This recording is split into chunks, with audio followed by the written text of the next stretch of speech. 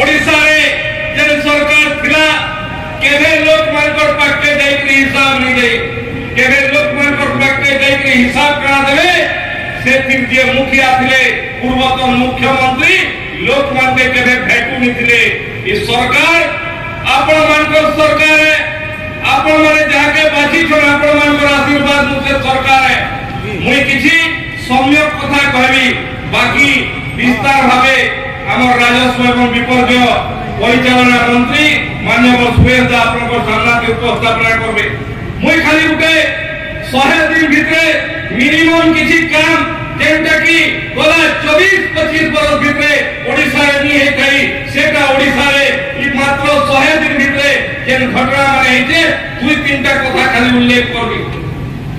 ओडिसा रे लोग पूर्वतन मुख्यमंत्री के भेटवा लगी पहुंची जाउतले केबे कहा के गृहांतर मुख्यमंत्री के जायकरी किंबा मुख्यमंत्री ये कि हमर निर्वाचित प्रतिनिधि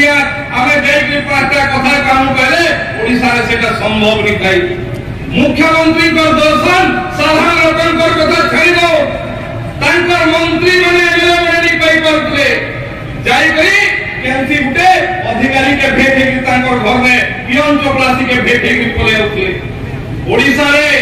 आपण मानकर आशीर्वाद रो सरकार हला भारतीय जनता पार्टी मोहन माझी को नेतृत्व रे